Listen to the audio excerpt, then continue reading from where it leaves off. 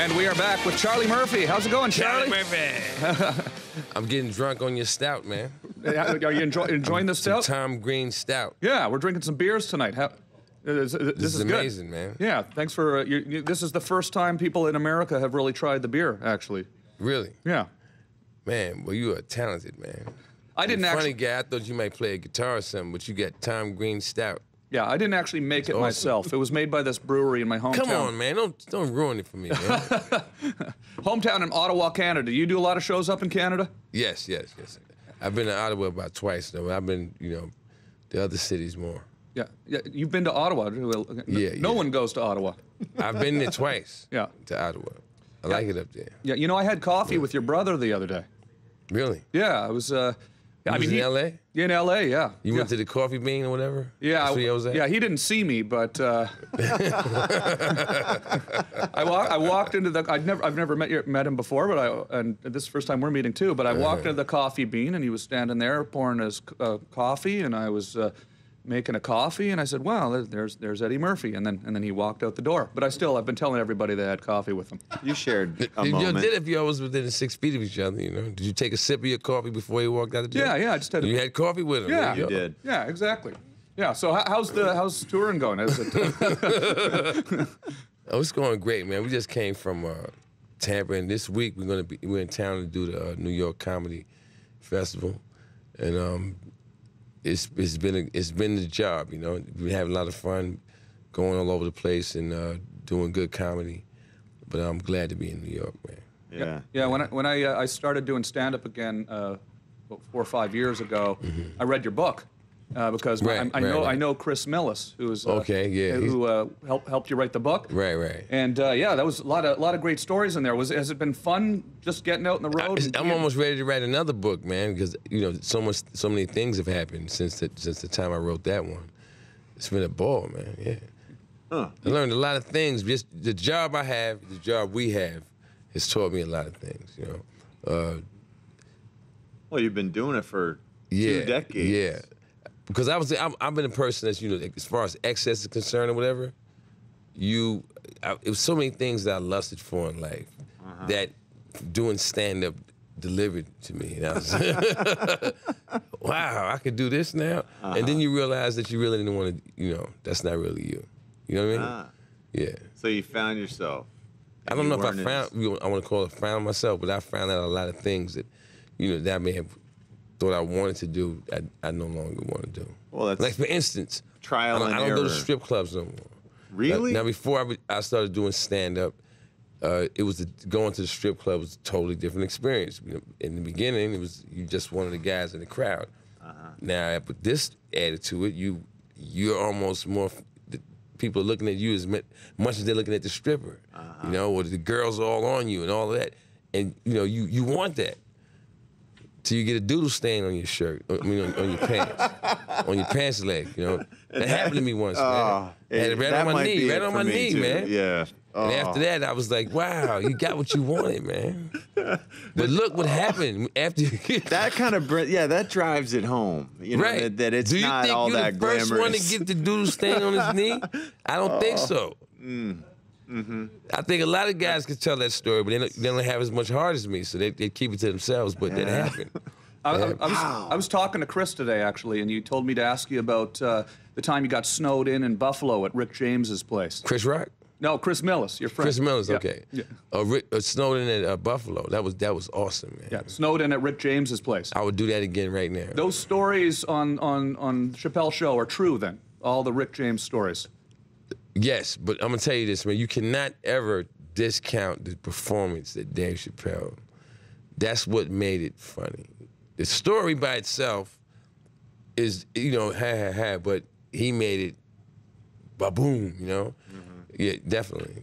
But is it you were just telling those stories around the office when the show, and they said, the same way I'm sitting around here right now talking to you, yes, and then it evolved into that. Yeah. So what was it like hanging out with Rick James then, for real though? Was there some stuff that it was like having a big brother? I'm the oldest in my family, so it was like having a big brother that was rich, and he was buck wild. Let's just go buck wild. Let's have fun. Snowed in. That's what it was like.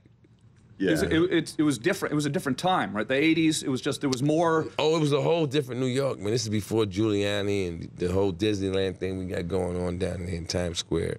It was the old New York, the Kojak gritty, you know. It was, I hear about that all the time. You never came to New York back then? I man, came on a field trip. I'm from Pennsylvania. We rode school buses up from Central PA, and we went and saw the Nutcracker. It was a TV show, man. It was totally different. But it was just well, I was afraid. I was afraid. You was afraid? Yeah, absolutely, Had you man. seen that movie? I'm from Mechanicsburg, Pennsylvania. I would come to New York, and it was frightening. And they would tell you, hey, you got to make sure you put your wallet like in your front pocket because people might try to pickpocket you. Oh yeah, all of that, man. Yeah. Like that movie Urban Cowboy with John Voight. Yeah. They really captured New York in that movie. Especially Dustin Hoffman. He really didn't his character capture the essence of New York back then. Yeah. So he had a sheen. Every time we seen him, he was kind of sweaty and he was. So do you He was miss smiling, but he wasn't smiling. You know, that was New York. Do you miss that sometimes? The grittiness of it. I grew up during that era, so you know that's when the '80s popped off. During a little later than that or whatever. Yeah, man, we had a good time, man. I understand why he had that sheen. I had a sheen too back then. Everyone calls it. I was sweaty Disneyland too now. back then. Everybody was going really hard. Yeah, everyone was stimulated. Everyone was stimulated. Yeah. Have things just gotten too politically correct? Yes. For me, yeah. Is comedy changed? Is there? I mean, how? Comedy's changed drastically since then. It's a lot of things, you know, if you say now, wow, it's the end. Yeah. Like what could you say then that you can't say now? Is it just? What do you want me to end myself? What could you say then that you can't? Say it now, Charlie. On my. I dare you. Yeah. A lot of you know different. A lot of like if you told jokes about gays back then, you could use any type of way of describing it, and it was acceptable. You can't do that anymore. Right. You know, certain words like the F word or whatever. Is that what it's called now? The F word? Yeah. You better not say that. You know, unless you are gay or whatever, then you can get away with it. But, you know, if you're not, you have a problem. Right. What do you think that would happen? Is that politically correct the way I said that? Yeah. I think what about so. what happened Yeah. to Michael Richards at the Laugh Factory when he? I feel sorry for him because, you know, what happened to him is something that, you know, can happen to anybody that does stand-up. There's footage of me, you know, going off. I didn't call anybody names or whatever on camera. They didn't catch that part. But it's not like I didn't call names. I did call names, you know? Right. And there's been several other people that did that, you know? But they captured him at that moment saying what he said. And stand-up is something that can never be censored. And no one should look at any comedian and go, oh, yeah, you know, he's trying to label him. It's a show, man. This is comedy, you know? And if you understand that, whoever's point of view that you are being exposed to, if you don't like it, don't listen to it. But don't shut that person down. Well, Chappelle just said, where was it? In Ohio, he had people just harassing him, and he said he came close to, you know, doing the same thing. It's because they're pointing their cell phone cameras at you and they're filming during the show, and you know that the video can be taken, and they take a little piece of it. And you could take a paragraph and reduce it to a sentence and give it a whole different meaning. You know, Yeah, sure. Just show that one part, Yeah. and everybody's gonna look at that and get a judgment on it, and boom, there you go. Yeah. You know, so you gotta be careful. You thought you were going to be in the Navy, though. You were in the Navy. Do you think you were going to be a career Navy guy? Yeah, at one point I wanted that at one point, but I came home after doing we was in Beirut, Lebanon during the crisis. Yeah, all of that. Came home after that, after seeing war. That's intense. And went on tour. Yeah. Two different things. You had war, no girls, tour, plenty of girls. Yeah. Easy decision. I was like, you know, I'm out of here. So what were you doing in the Navy? Were you out on? I had the worst job in the Navy. I worked in the boiler room, man, in the bowels of the ship.